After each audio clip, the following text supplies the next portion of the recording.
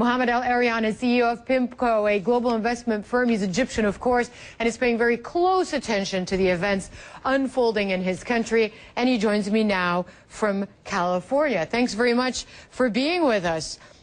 You look at the current situation, and you said in one piece I saw you quoted in, this is the dark side of political awakening. What do you mean by that? So if you look at what happened in January 2011, it was a fundamental political awakening of the Egyptian person. After feeling like a landless peasant in a country that was ruled for a privileged few, suddenly the average Egyptian was empowered.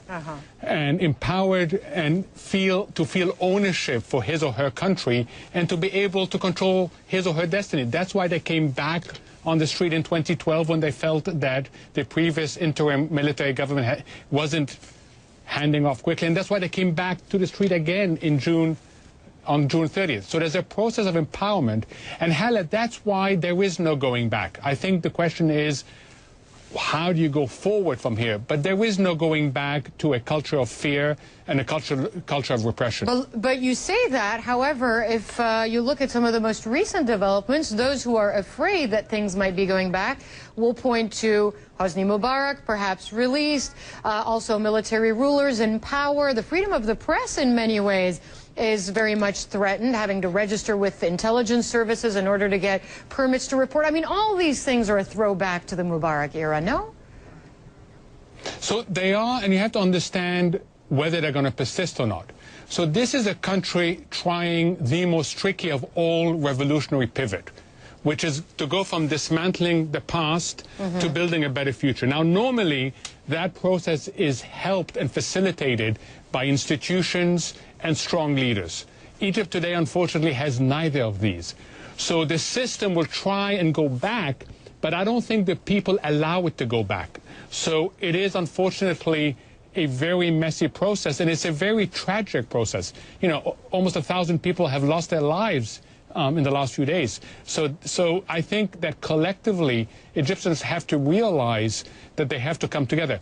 I, who looked at the economy, worry because every single day that we stay in this regime is much harder to pull the economy back out, and the economy was fragile to begin with. And that's always usually very much a threat to national security when such a large portion of young people are out of work. When you look at the Egyptian economy today, in the current context, what goes through your mind? What do you think should be done?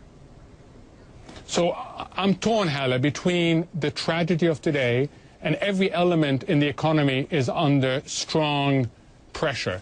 Growth is almost non-existent. There are no jobs being created, there are jobs being lost, and the budget and balance of payments are coming under pressure. Against the reality of when you empower people, when people feel that they can control their destiny, you see great things. So if you go to Egypt at the micro level, you see people, entrepreneurship, and other things happening. So it's a question of trying to get that pivot done. And, you know, of course, very few people know more than you. I should say very few people know more than you about global funds and investment. And one of the interesting facts that we pulled was the market cap, the value of the whole Egyptian stock market is about $50 billion US. If you look at Apple, the company, it's worth almost 10 times that. This is a country of 85 million people. It is so far behind.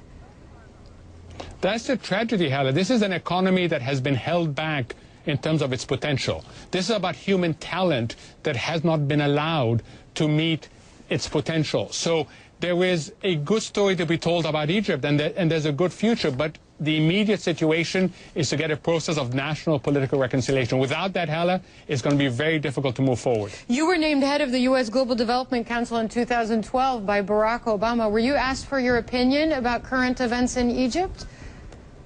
No, I have not been asked. Okay, and if you were, what advice would you give? I would say it's very difficult for any outsider, including someone like me living outside Egypt. It's very difficult for any outsider right now to have any influence in Egypt.